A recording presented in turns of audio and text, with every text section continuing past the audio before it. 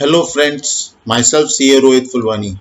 We hope you and your family are safe and doing well. I'm back with India's.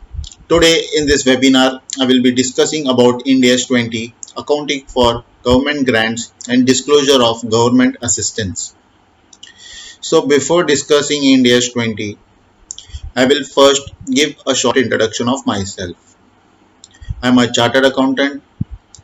I have conducted various workshops on India's, and we have also provided training to corporates with respect to Ind AS, and we help them, educate them, guide them to implement Ind AS, which is converged with IFRS. I shall request you to post your queries in the comments section below so that we can reply to your queries at the end of this webinar. Do subscribe to our channel for receiving regular updates. With this short introduction, we will start with our Ind AS 20. First, I will tell you what is government grant and government assistance, and then we will move towards PPT. See friends, it is common for entities to receive government grants for various purposes. Grants may be called subsidies, subventions, or premiums. They may also receive other types of assistance, which may be in various forms.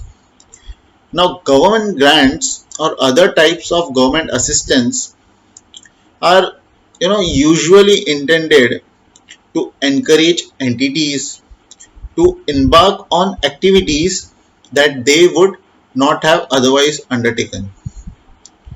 So our Ind AS 20 sets out the accounting treatment and disclosure of government grants, and it also prescribes only disclosure requirements of government assistance.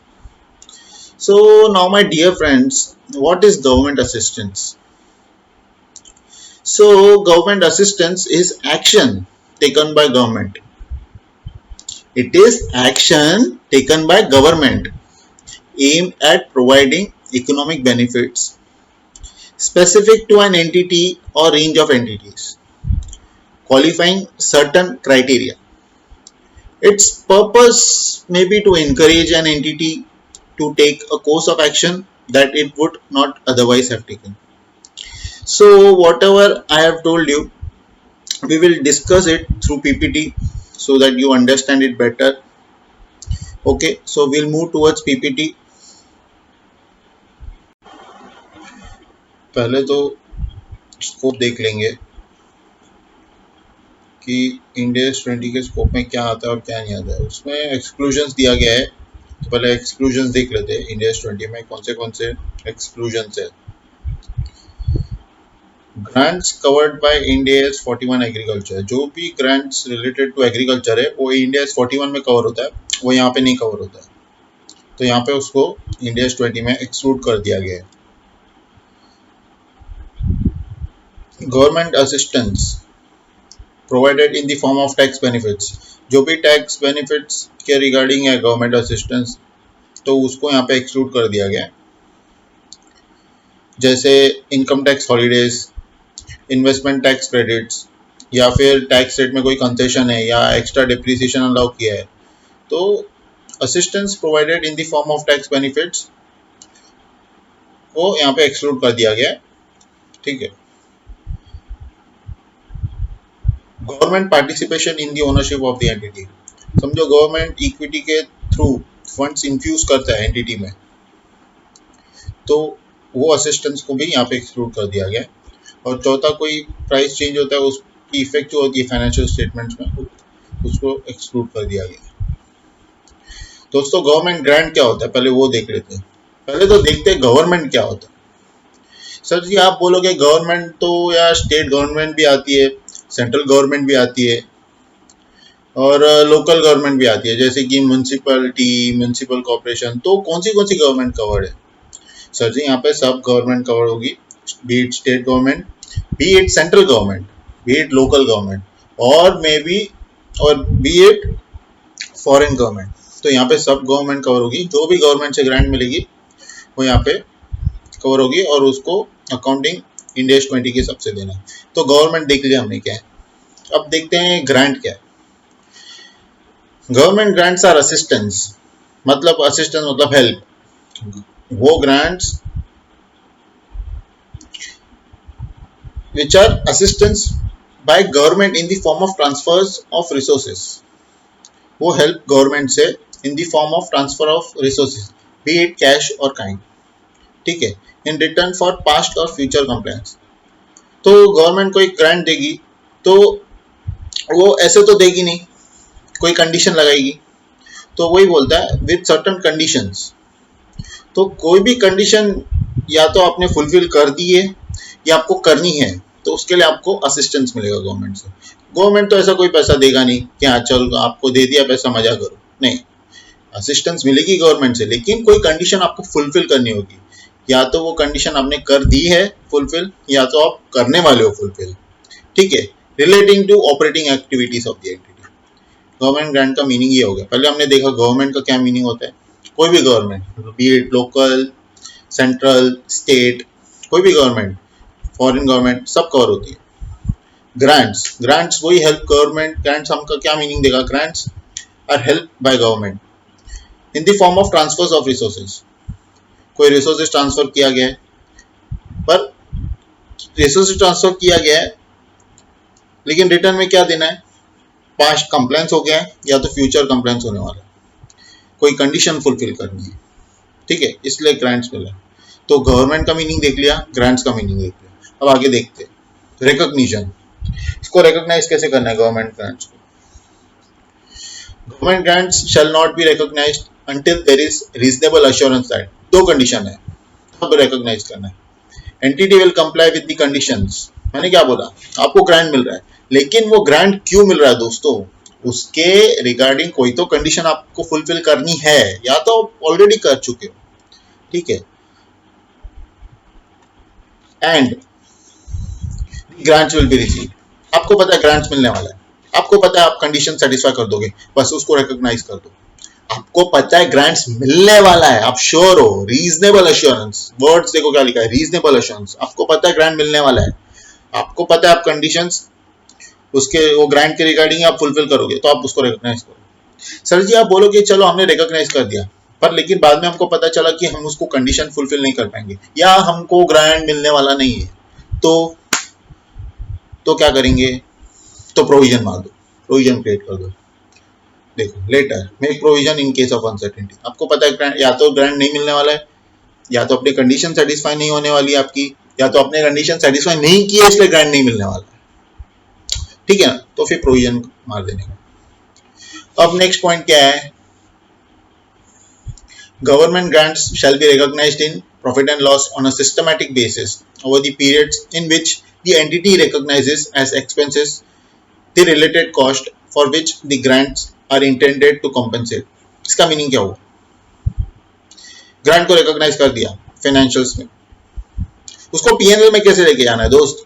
मैंने क्या बोला आपको grant मिलेगा लेकिन आपको conditions fulfil करना पड़ेगा, या तो आपने कर दी है या आप करोगे। समझो आपको ग्रांट मिला और आपको कंडीशंस फुलफिल करनी है, तो कंडीशंस फुलफिल करनी है तो आप उसके रिगार्डिंग एक्सपेंसेस भी होंगे, पैसा आया, उसके वहां से पैसा आने के बाद आप उसको खर्चा करोगे, तो जो रेशो में आप उसको खर्चा करोगे, जो रेशो में आप एक्सपेंसेस इंकर होगी आपकी, वो रेशो में आपको पीएनएल में लेके जाना है ग्रांट को। मैचिंग कंसेप्ट, जैसे जैसे एक्सपेंस होगा वही रेशो में इनकम भी रिकॉग्नाइज होगी। गवर्नमेंट ग्रांट इनकम जैसे भी हो जाएगा और यहाँ पे एक्सपेंस भी होगा, तो मैचिंग कंसेप्ट हो जाएगा।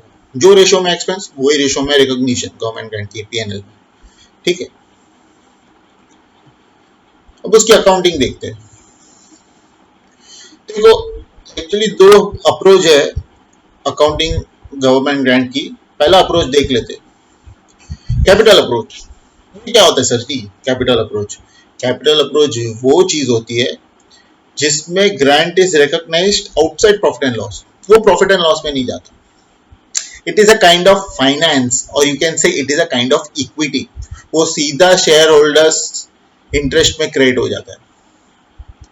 मैंने क्या बोला, वो प्रॉफिट एंड लॉस में नहीं जाता, सीधा क्रेडिट होता है शेयर होल्डर्स इंटरेस्ट में। ठीक है, एक अप्रोच है इनकम अप्रोच। इनकम अप्रोच क्या बोला मैंने, जैसे जैसे कॉस्ट जाता है वैसे वैसे इनकम भी जाती है पीएनएल में।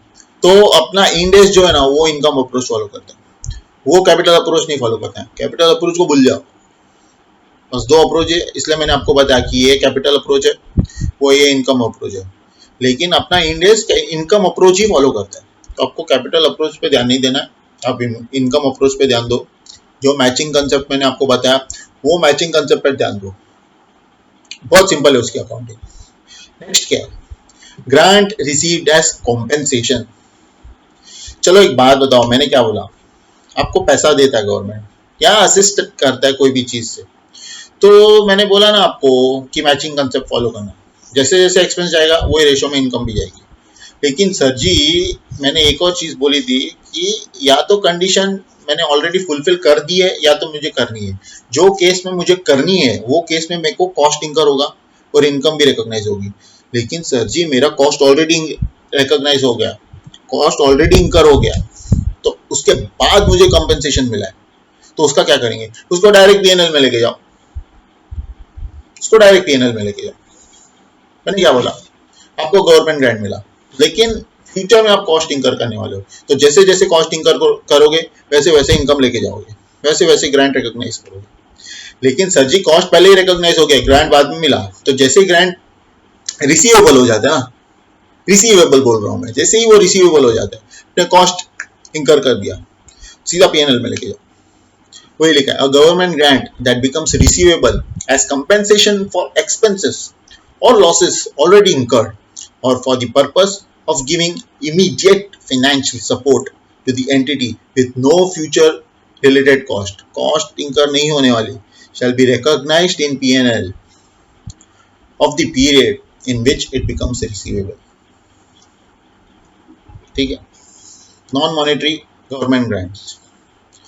दोस्तों नॉन मॉनेटरी गवर्नमेंट ग्रांट्स क्या होता है, समझो आपको लैंड मिल गई, असिस्टेंस में पैसा नहीं मिला, लैंड मिल गई। मैंने क्या बोला था, पैसा मिलेगा, डेफर्ड रेवेन्यू ट्रीट करो, कॉस्ट जैसे जैसे इंकर होता है वैसे वैसे इनकम में लेके जाओ गवर्नमेंट ग्रांट को।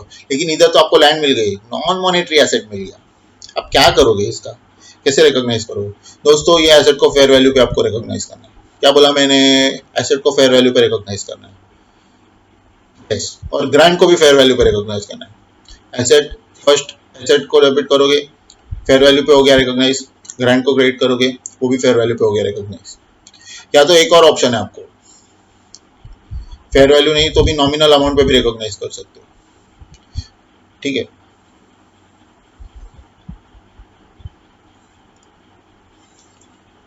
अब एक चीज डिस्कस करते हैं, government grants related to assets. Government grants related to assets, अब ये एसेट के रिलेटेड जो गवर्नमेंट ग्रांट है उसकी कैसे करेंगे अकाउंटिंग, पहले देख लेते वो होता क्या है government grant related to asset. Grants related to asset are government grants whose primary condition is that an entity qualifying for them should purchase, construct or otherwise acquire long term assets। या तो देखो आपको grant मिला है assets के लिए, समझो आपको पैसा मिला है एसेट, कोई एसेट खरीदने के लिए, तो वो एसेट्स की वो कंडीशन क्या है उसकी कि आपको परचेस करना है वो एसेट या कंस्ट्रक्ट करना है और कोई लॉन्ग टर्म एसेट्स एक्वायर करना है। ठीक है, या तो कोई दूसरी कंडीशन भी हो सकती है जो रिस्ट्रिक्ट करती है टाइप या लोकेशन ऑफ द एसेट्स या period during which they are to be acquired और हेल्ड। ठीक है, अब देख लेते कि प्रेजेंट कैसे करना है उसको, गवर्नमेंट ग्रांट्स को। देखो government grants related to assets, उसको प्रेजेंट करने का दो तरीका है, या तो आप उसको डेफर्ड इनकम करके ट्रीट कर सकते हो या तो आप उसको कैरिंग अमाउंट से डिडक्ट कर सकते हो। पहला ऑप्शन डिस्कस करते हैं, समझो हम लोग ने उसको डेफर्ड इनकम करके ट्रीट किया, समझो कि हमने उसको डेफर्ड इनकम करके ट्रीट किया, तो डेफर्ड इनकम ट्रीट किया तो उसको पीएनएल में कैसे लेके जाएंगे?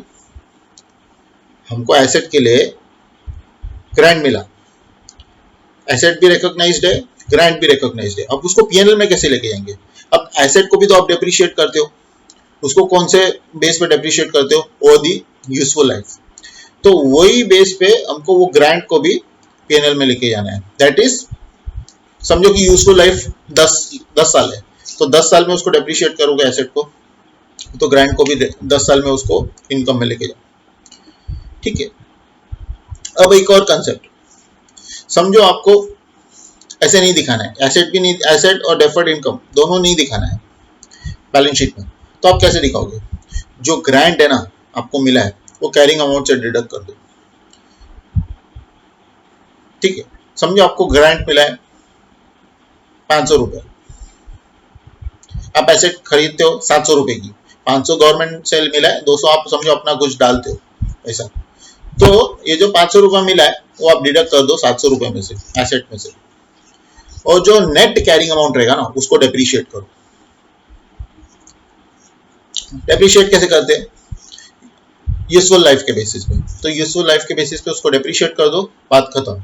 तो नेट हमने दिखा दिया, नेट कैरिंग अमाउंट दिखा दिया जो एसेट का है माइनस ग्रांट जो मिला है, तो ऑटोमेटिक जो इफेक्ट पीएनएल में जाएगा वो भी नेट जाएगा, तो आपको टेंशन ही नहीं डेफर्ड इनकम का कैसे उसको लेके जाना है पीएनएल में, सीधा नेट बेसिस पे हमने उसको रिकॉग्नाइज किया बैलेंस शीट पे, तो इनकम पीएनएल में भी नेट बेसिस पे ही जाएगा।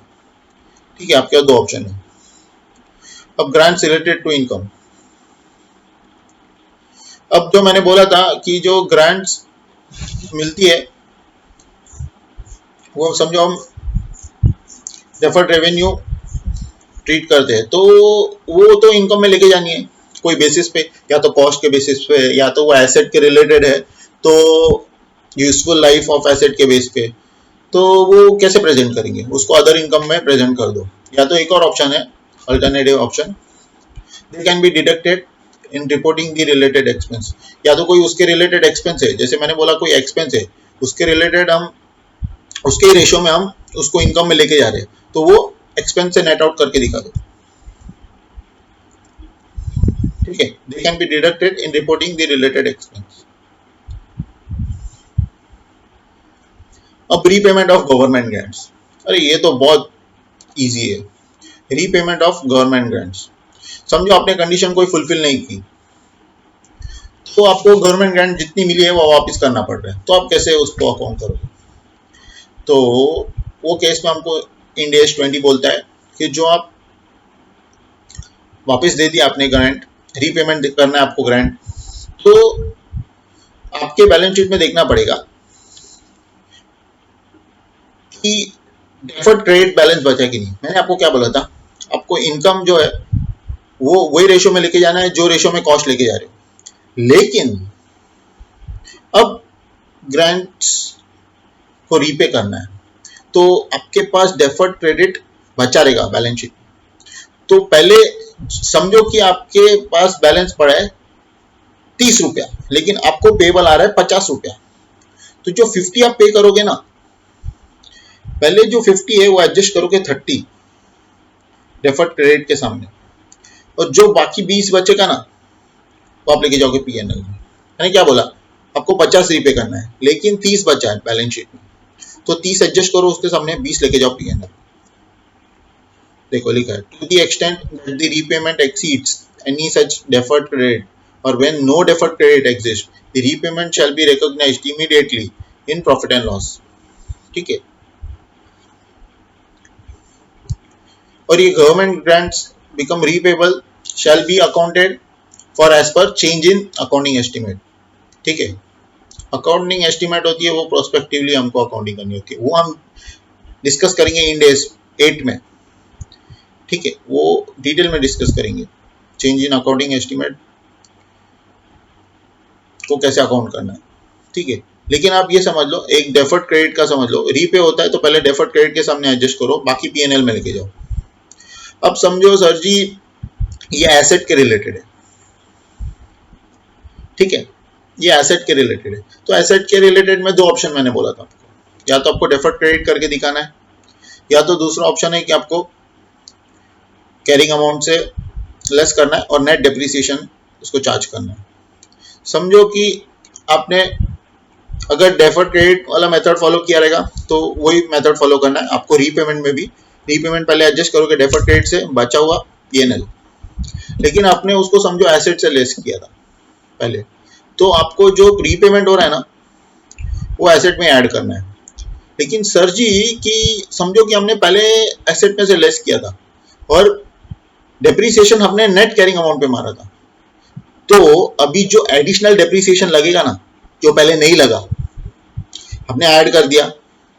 अब क्या होगा, रीपेमेंट जो होता है, वापस ध्यान से सुनो, जो रीपेमेंट होता है, जो एसेट्स के रिलेटेड जो ग्रांट्स है उसका रीपेमेंट होता है, जो रीपेमेंट हुआ उसको ऐड करने का ग्रांट्स में, ऐड करने का एसेट में जिसमें से लेस किया था, समझो उधर ऐड कर दिया। लेकिन जो एडिशनल डेप्रिसिएशन जो हमने चार्ज नहीं किया था और जो अभी चार्ज करेंगे उसको वही टाइम पे प्रॉफिट एंड लॉस में लेके जाने का। समझे, हमने पहले लेस किया था एसेट में से, अब वापस एसेट में ऐड करना पड़ेगा क्योंकि रीपेमेंट हो गया, तो वापस एसेट में ऐड किया। जो एडिशनल डेप्रिसिएशन है ना, that would have been recognised in the absence of grant, that shall be recognised immediately in profit and loss. अगर ग्रांट नहीं होता तो डेप्रिसिएशन कितना लगता,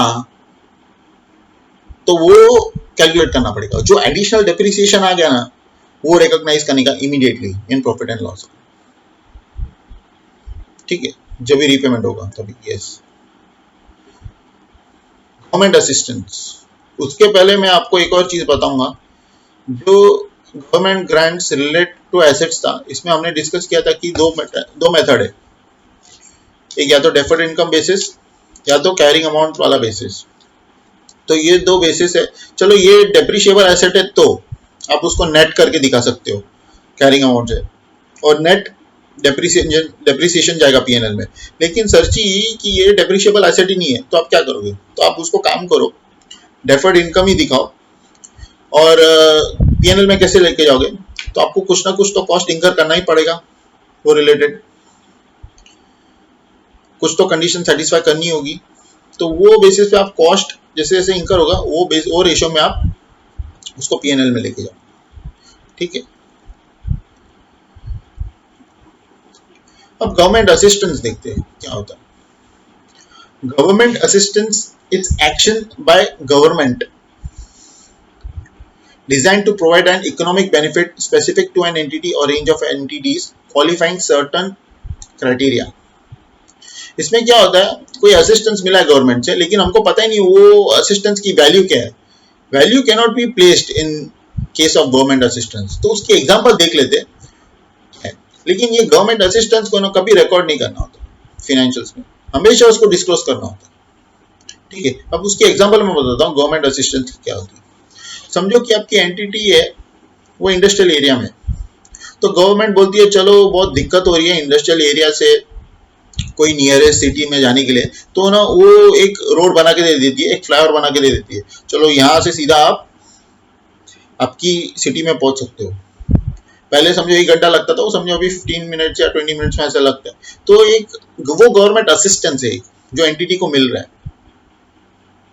या रेंज ऑफ एंटिटीज को मिल रहा है इन अ पर्टिकुलर इंडस्ट्रियल एरिया, तो ये गवर्नमेंट असिस्टेंस है। तो इसकी हम वैल्यू कैसे निकालेंगे, तो ये चीज में आपको कुछ डिस्क्लोज नहीं करना है, आपको सिर्फ ये चीज में आपको कुछ रिकॉर्ड नहीं करना है, सिर्फ आपको डिस्क्लोज करना है। ठीक है, वो क्या डिस्क्लोज करना है हम आगे बताते हैं।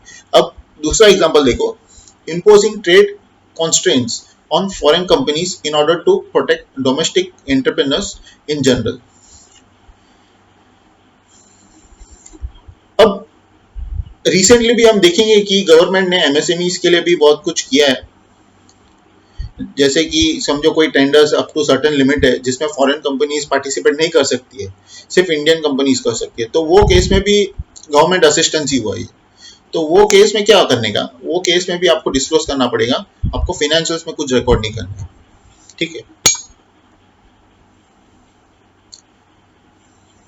अभी डिस्क्लोजर्स हम देखते हैं क्या क्या डिस्क्लोज करना है। तो आपको अकाउंटिंग पॉलिसी डिस्क्लोज करनी पड़ेगी जो आप अडॉप्ट कर रहे गवर्नमेंट ग्रांट्स के लिए, including methods of presentation adopted in financial statements. आपको ये भी बताना पड़ेगा कि nature and extent of government grants क्या है, which is recognised in financial statements, और आपको कौन से गवर्नमेंट असिस्टेंस मिले हैं वो डिस्क्लोज करना पड़ेगा, जिससे एंटिटी को बेनिफिट हुआ है। जो वो असिस्टेंस जिससे एंटिटी को बेनिफिट हुआ है वो आपको डिस्क्लोज करना पड़ेगा। और क्या डिस्क्लोज करना पड़ेगा? जो आप कंडीशंस फुलफिल नहीं कर पाए हो या आप नहीं कर पाओगे with respect to government grants या असिस्टेंस, तो वो आपको बताना है डिस्क्लोजर्स में। मेनली थर्ड पॉइंट जो है आपको गवर्नमेंट ग्रांट्स के लिए बतानी है। समझो जो ग्रांट्स है जो आप कंडीशन फुलफिल नहीं कर पा रहे हो या आप नहीं कर पाओगे, तो उसके बारे में आपको बताना है, उसके बारे में आपको डिस्क्लोज करना है। ठीक है, तो yes, that's all from me for India's 20। Take care, Jai Hind, जय भारत।